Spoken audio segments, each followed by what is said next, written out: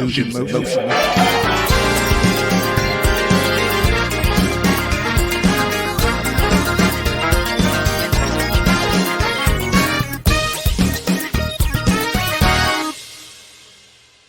Hey, what's up, everybody?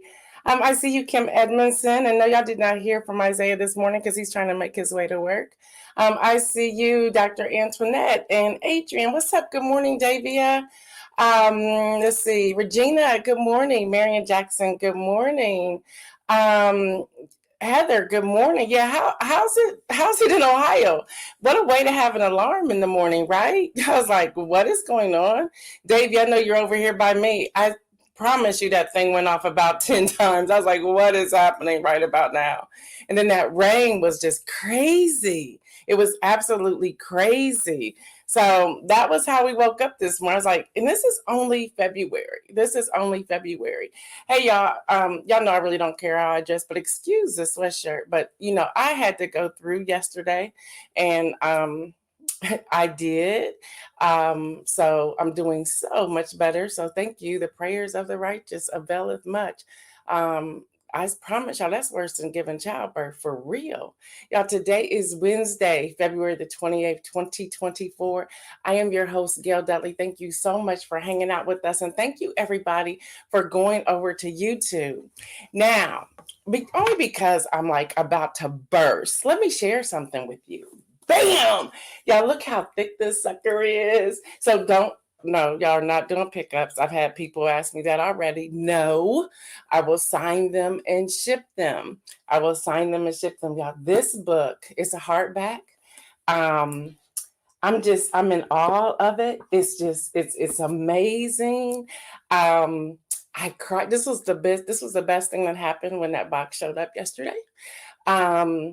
It put a smile on my face, but I'm so excited about this. I think this is the best one I've ever done. So this is number 15, y'all. And I'm so excited about it. I can't wait till y'all get this in your hands. So no, y'all are not doing pickups. You're not doing pickups. I will be sending these, and I'll be sending the media mail, because see the thickness of that baby. Y'all see that? It costs so much more to ship this thing than I initially had thought about it. Thank you, Davia. Thank you, Deborah. Yeah, it was funny. My husband, because I always give him the first copy. So I opened the box, I gave it to him. And he said, look at you on the front. I said, let me tell you the reason I went with me on the front. And he thought it was a great idea. I said, because I inspire people. And this book is called Inspire. So the person who inspires people need to be on the front. So y'all, I'm so excited. And some of you have inquired about a book reading or a book signing. And there's some of you who have already said you wanted to host one. So we're going to connect and figure out how to roll this baby out. But again, those who ordered the book in 2022, you'll get yours first. So on one day, I'll ship those first, and I'll give it a couple of days, and then I'll ship the remaining pre-orders. And I do not have it on Amazon yet until all of you get your books, and then I will let it go live on Amazon. But right now I'm holding back from Amazon because I want to just say thank you to all of you. So I don't want to get emotional, but y'all, this is the book, and it's 426 pages. It's 426 pages. So it was well worth the wait. So wanted to make sure I got that out. This is news, y'all. This is news. This is more important than the headlines. So there it is. So I'm really excited about it. I'm so excited about it. All right, y'all. So what's happening today in the news? What's happening? Well, we start off with the Michigan primaries, which they don't look good. Let me just be honest. So former President Donald Trump wins the Michigan GOP primary, taking an estimated 66% of the vote as of the early returns, followed by former South Carolina Governor Nikki Haley at 30%. And I want y'all to hear this. That is not bad. The other thing I want to share with you all, everybody didn't go to the polls to do primary. So this is sending a interesting message when it comes to the 2024 elections. People are fatigued, they're over it, they're done with it. And I think we need to really have some legislation that says I don't want to talk about 2026 come 2025. I don't want to do that. And we probably need to balance that. Good morning, Deborah. And then President Joe Biden, of course, wins the Democratic primary. So here's what's necessary. If I can just be real with y'all this morning, what's necessary is that we get out to vote in a different way, because people are already saying they're staying home. That's what they're saying. They're like, I'm not doing that. And in the contest, people are starting to say they're two older men. Now, I don't think age should have anything to do with it, but we have to pay attention to what these millennials and these Gen Zs and others are stating. They're like, we're not into this, or Gen X. I don't know which one's which. We're not into this. We're not excited about this. Nothing is showing that. So even with President Joe Biden, roughly 15% of the vote went to uncommitted. And this is with voters protesting the U.S. role in the Israel-Hamas war. So that cannot be ignored either. Now, what's interesting, because I dug into why is all of this centered around Michigan when it comes to this uncommitted vote. Now, there's an activist who has organized a group called Uncommitted. And they were saying they're disillusioned by President Biden's handling of the war in Gaza. And they're making headway. They've already surpassed 10,000 vote margin, saying they're like, just be uncommitted when it comes to Biden. And so AP did a report. I want y'all to follow along.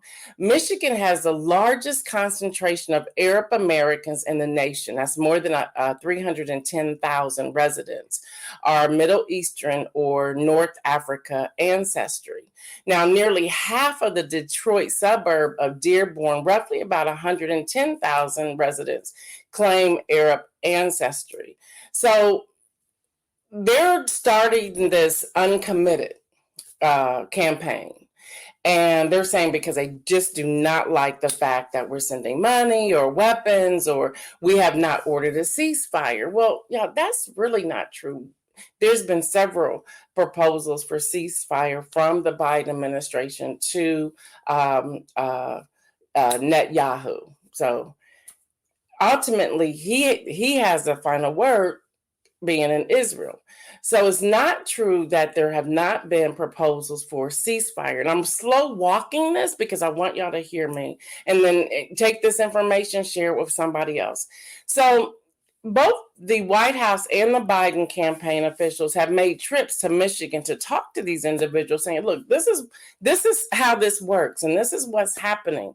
But they're still saying, nope, there should be a ceasefire. So we got to watch this unfold, and people are real upset, as am I, as in so many others, who are saying we're talking nearly 30,000 women and children.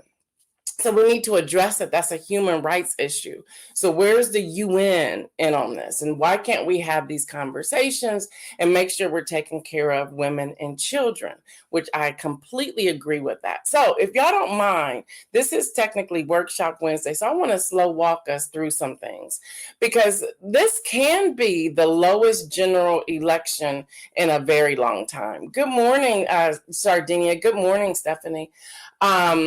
And people, they're just not excited. They're saying they're not excited. So, of course, I have some critical thinking questions. As I was like lying in that ER room, y'all finally went to the ER, okay? Because I couldn't do it anymore. And I don't like taking medication, okay? So I was in so much pain. The doctor said, look, we got to give you something. I was like, all right. Y'all, I didn't know they was going to give me morphine. I don't like the way that makes me. I don't know how people can do some of the things that they do, because I'm like, I don't like feeling this way. But y'all, when I say that pain stopped immediately, it did. And with that, I was able to start thinking. So I started coming up with some critical thinking questions. Yes, I had my iPad in the ER. Okay. So here are some questions that I believe that we must ask ourselves when we're going into this election, including the primaries. Those that are coming up, you have 16 states on Tuesday. Ohio, you're March the 19th, and then there's others. If you receive the Friday rundown, the calendar is in there.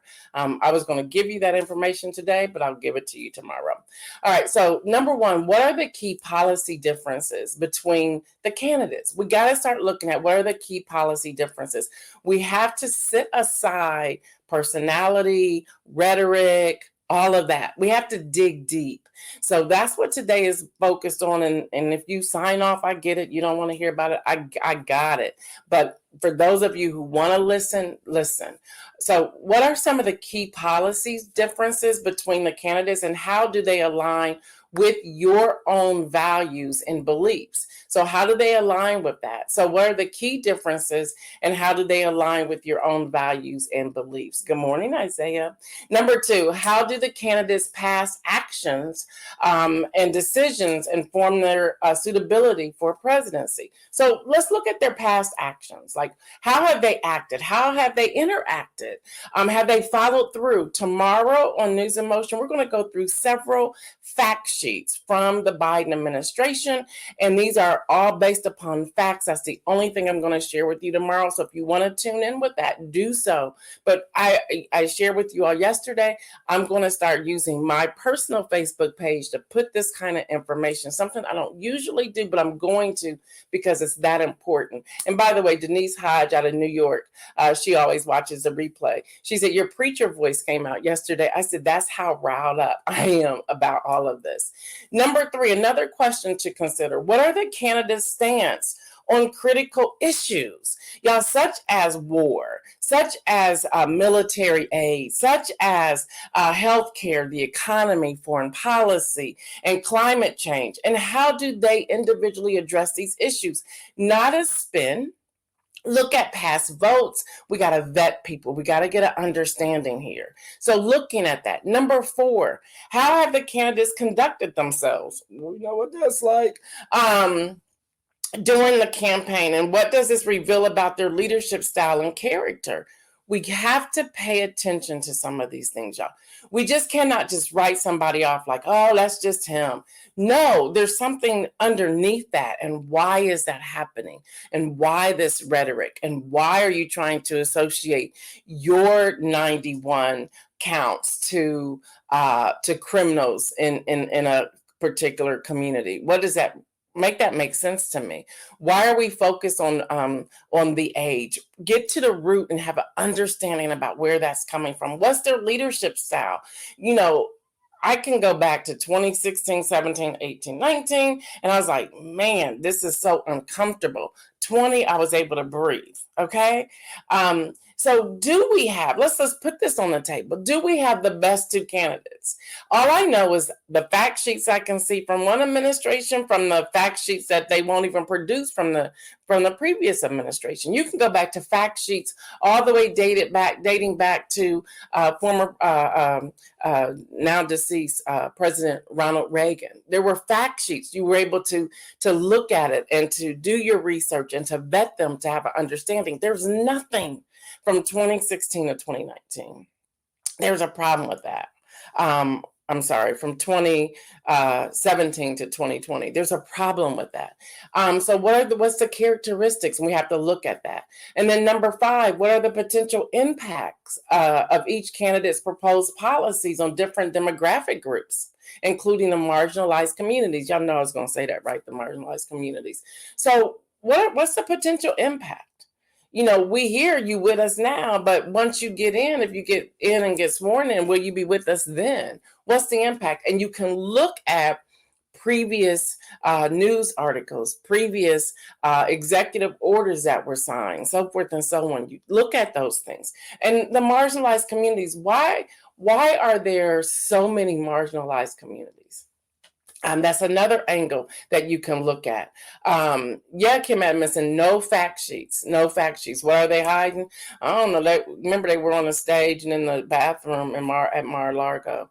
How have the candidates responded to criticism and adversity? And the reason I was thinking through that particular question, because when someone says something about one of the individual people, they come out with ready to attack someone. Yes, no fact sheets, y'all, no fact sheets.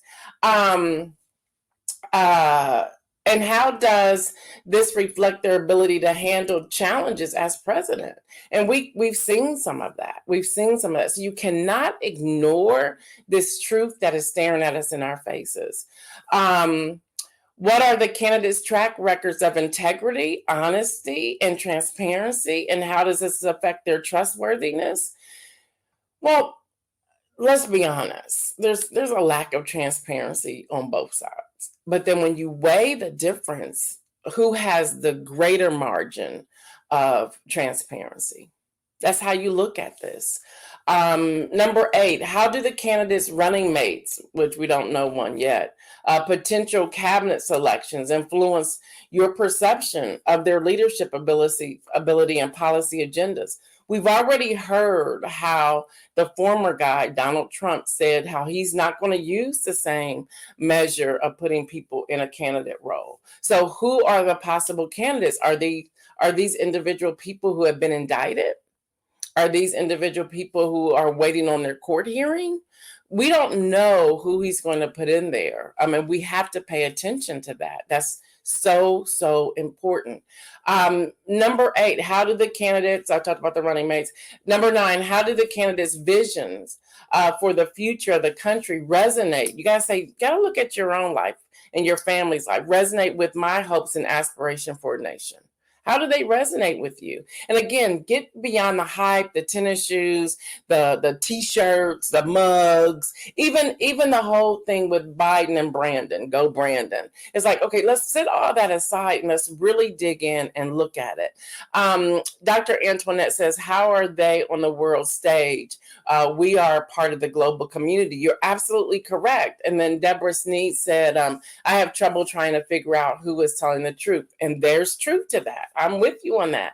And then Kim Edmondson says, we know Buttercup is a criminal and a liar. We know that as well. And then number 10, what are the implications of each candidate's victory or loss for the nation's political landscape? And that goes back to something Dr. Antoinette's saying, both in the short term and in the long term. What's the demographics? What's the feel for people from other nations? Now, I wrote some questions, and I won't take as much time with these as I did with the previous ones, about getting millennials to vote, because they're like, I'm not in this, like, forget this.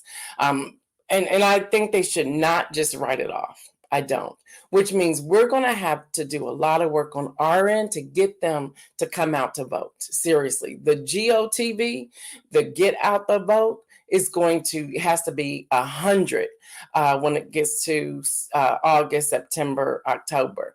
But encouraging millennials to vote in this election between two older candidates, man, it's going to really help them. We're going to have to connect the dots to where they are, to their money. Okay, and maybe that's going to be the point. Like, this is about your money, your credit, your investment, your small business, buying a home, buying stock, investments, buying a car. All of these things are going to connect to your bodies. Who's controlling that? To healthcare. We're going to have to get them to connect these things. So some questions I have here is, how do the policies proposed by both candidates align with the issues that matter most to you and your generation, such as student loan debt, affordable health care, climate change, and economic opportunities? I want y'all to hear this. Heather's saying, I have one child who votes and one who doesn't. Drives me crazy. And we got to get to the root of, why don't you vote? Well, we heard even from Iowa caucus where they're like, how did you call an election and there's still lines all over the place? I wasted my time leaving work, getting here, or finding a babysitter, getting here, or whatever it was to get here to vote. And in the cold in Iowa, like, it was like a blizzard, wasn't it? I know the temperatures, there was a lot of snow. There was something going on there with the weather, but they stood in line, and then they're on their phones and they're saying that the election has already been called. Like, we can't do that. That's discouraging. And then despite feeling disillusioned with the political system, we need to ask our young people, do you believe that your vote can still make a difference in shaping the future direction of the country? And we need to listen to them and be able to respond to them. Number 3, are you willing to overlook any reservations you have about the candidates in order to prevent the election of someone whose values and policies you strongly oppose? We got to get them to also practice critical thinking. How can you leverage your collective voice as part of the millennial generation to advocate for change and to hold elected officials accountable beyond just casting your vote? Again, this cannot be a one and done, you're out. I vote and I'm gone on about my business. No, how are you going to hold the elected officials accountable?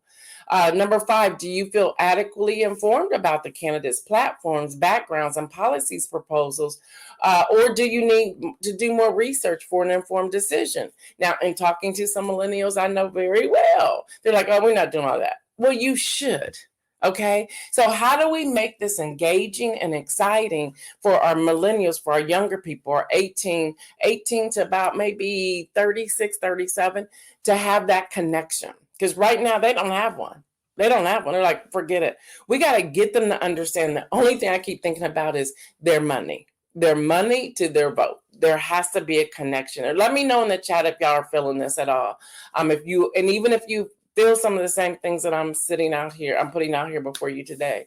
Number 6, are there any specific initiatives or movements within your community that you believe could benefit from increased voter turnout among millennials? And how can you contribute to mobilizing your peers? And again, small groups, having these conversations. And again, if you have anything in your area that's happening and you vetted it, send it to us. We will kindly share it because we want to make the connection. College campuses is one thing. I believe Pastor Alex and his wife Laura's daughter is on college campuses now talking about this, having these focus groups. If you have the voter resource guide from News in Motion, go through that. There's a lot of information in there and how to put together focus groups. Let's see, reflecting on sacrifices made by previous generation to secure your right to vote. What responsibilities do you feel to exercise your own voting rights to honor their legacy? Making that connection. Let's go back to start having those stories. My grandparents used to always tell me stories about voting. And then considering the potential long-term consequences of this election. What kind of world do you want to create for the future generation? Now, that right there, they're into that. So even structuring your questions such as that, like, what are the potential long-term consequences? Like, what do you see? How are you going to create your future? They're into those kind of questions. Number 9, how can you overcome any feelings of apathy towards the political process and channel your energy into advocating? They're into that too. Get the young people out there advocating. Get the young people out there talking about what they love, what they desire, how they do. Kim Edmondson says, good morning. Kim Edmondson says, we have to convince them to turn their discontent into action. Yeah, I agree with that. And then finally, what role do you see yourself playing in shaping the future of the country? And how does voting in this election contribute to the broader goals and aspirations for yourself and your community? Those are just questions we have to look at. When I saw those numbers come in last night for Michigan, I immediately said, this is a sign. People are fatigued. They're tired. They're not interested. It's boring to some degree. It's really boring. Friday was popping because I was just shocked. Like, did this man really say this? But it's boring. No one's even talking about it. I don't know. We got to get some energy back into the voting cycle. So maybe this could encourage some people. We're facing another shutdown. So there was a meeting with President Biden and the 4 leaders, between 2 in the Senate and 2 in Congress. So you had Jeffries and Johnson, and you had Schumer and McConnell. I think even Pelosi showed up. So you have that. Hester says, I need to change my initials. Because, I was like, HJ. Like, I think I know who that is, but I wasn't 100% sure. So thank you. Thank you.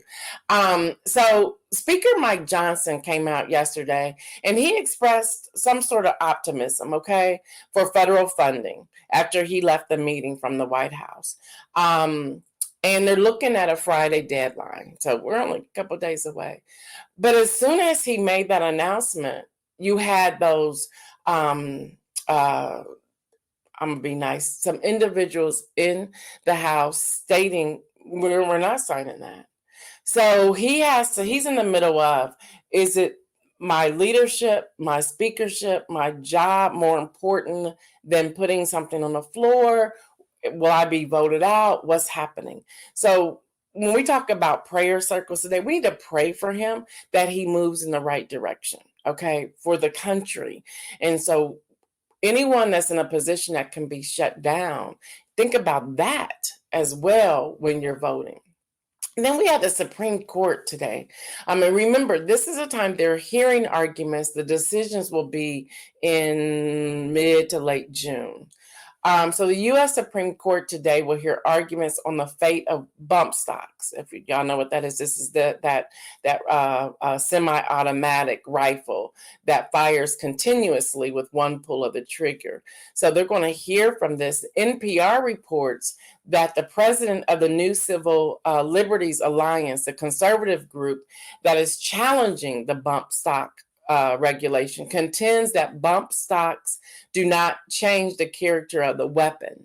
Here's a direct quote from Mark. I just have Mark C, so I don't know the last name. It says, whether or not there's a bump stock attached to that semi-automatic weapon, a bump stock does not change the way the trigger operates. The trigger has to be pulled for each time the trigger moves. The trigger resets between each shot. So they're going to be hearing these oral arguments today about this, and then they'll make a determination later about which way they're going. So even when you're voting, you have to think about that as well. Then Macy's, y'all. Macy's is going to close 150 stores that they consider are unperforming. That's about 30% of its total stores by 2026. Now, the company expects to add some new locations of higher end department Macy's stores, such as Bloomingdale's and Blue Mercury. CNN Business is saying that they're a troubled retailer, and they're saying that Macy's will instead expand its higher end locations than the lower end. They're believing that lower end stores are really being turned into online stores. So you have that, y'all.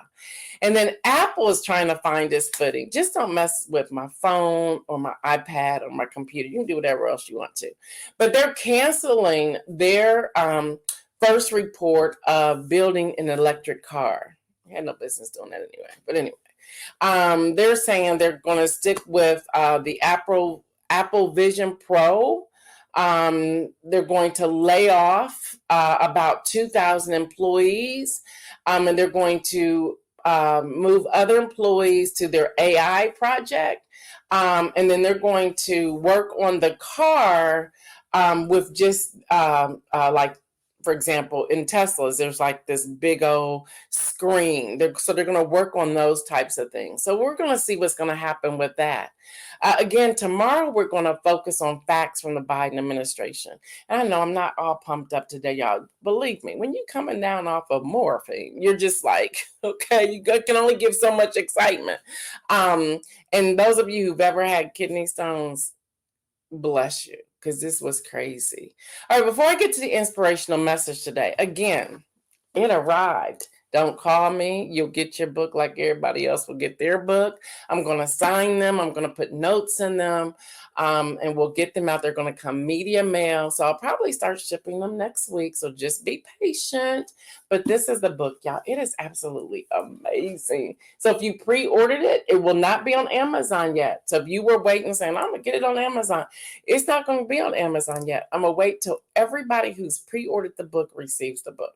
Okay, that's what I'm waiting for. Now, the links haven't changed. So if you still want to get the discounted rate, you can do that by any of the links. I'm not posting a link today, but any link that you may still have, It's still live, so you can get it and you can get one early, but it will not be on Amazon yet until I make sure everybody has their book in hand who pre-ordered. And I'm really excited about this book. It's called Inspired, then a call to action. Shout out to Pastor Carl Wright, who designed the front and back cover. Shout out to Kathy Curtis, who was the editor. And I'm glad she's doing well through all the storms, the hurricane and everything else. But this is the book, and I'm excited about it. I'm so excited about it. I was excited about all my books, but I have a different excitement about this one. It took a long time to get it done, but it's done, so I'm excited. So here's the inspirational message for today. In this season, I have a list of 7 things, 7 things that I want to share with you, and then we're out of here. 1, breathe. We got to learn how to breathe through all of this. And why I say that, as I was lying on that in that ER room yesterday, and Stephanie called me, and I was like, I can't even talk to her because I was like out of it. But I text her back. So Stephanie Burbridge Hall, thank you for reaching out. But I was sitting there breathing. And for those of you who've birthed children, there's a breathing exercise you do when you're working through that. And I remembered that real quick over the past 48 hours, and I was breathing through it. So, and I thought about when I was breathing, how calm I was behind that and how things just changed. So y'all, we have to learn and practice breathing. There's nothing wrong with it, okay? We have to learn and practice breathing. If you follow Davia on her Instagram, she had a breathing chart up on her story. I know the story's probably gone by now, but I don't know if it was a reel or where it was, but there's this breathing thing. If you follow her on Instagram, please check it out if it's still up. Follow that. It makes a difference. We have to learn how to breathe through some things. Instead of being stressed or frustrated or worrying, breathe through.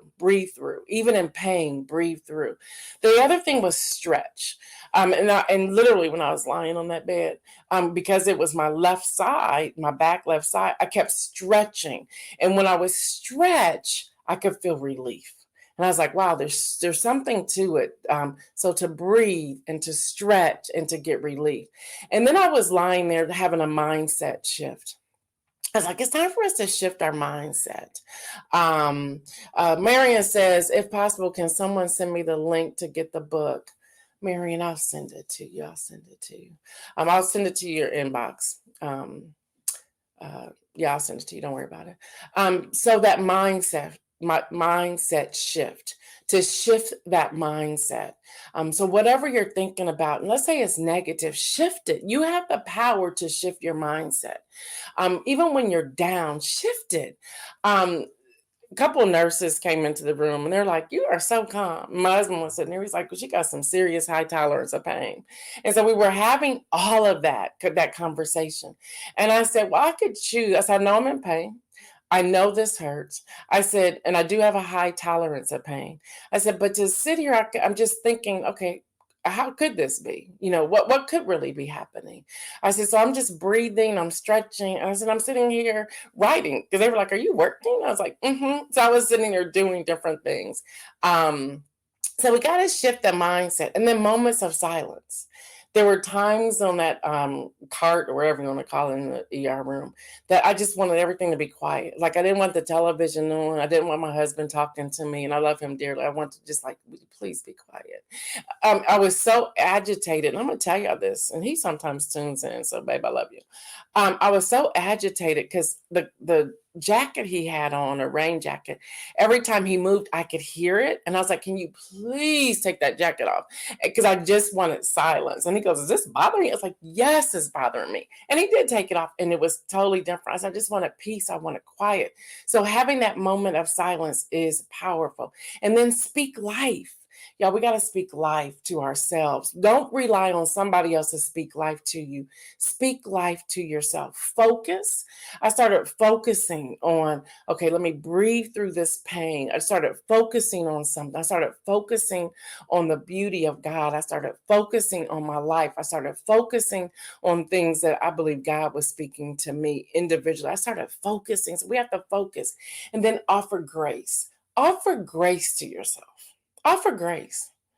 And when I put those 7 things together, I said, okay, we got to breathe, we got to stretch, we got to have a mindset shift. We have to have moments of silence, speak life, focus, and then give yourself grace. Y'all, all of those things makes a difference. And I want to speak that to you today. Y'all, breathe. We breathe every day, but are we focused on our breathing? Are we taking our time and breathing through? That makes a difference. Stretch. Get up and stretch. Mindset shift. When you have that negativity coming in, shift that mindset. When you have that I can't coming in, switch it to yes, I can. Silence. Y'all, silence is golden. Seriously, just be still. Quiet the mind. Stop sitting there processing everything. Just stop. Just quiet all of this. Moments of silence. Speak life, focus, and grace. All right, y'all, until tomorrow, this has been News in Motion. I am your host, Gail Deli. Thank you all for the prayers. My God, thank you all for the prayers. Again, if you're just tuning in, this is coming. Okay, no, we're not having no pickups. I'm not meeting you at Starbucks. Nope, you're going to wait. I'm going to take my time, write y'all's messages in here, sign them. This is all for pre-orders. It's not on Amazon yet. It will be on Amazon once all the pre-orders are sent out. But I'm excited about this. I'm really excited. And if you want a book signing near you, just reach out to me. Let me know. We'll get that done. We'll get it done. And I'll thank you in advance for doing that. All right, y'all. Y'all know what I say. Stay well, everyone. And remember, Hester says, I need the link to get the book also. I'll send it to you. All right, y'all. Stay well. Remember to make bold moves. We're out.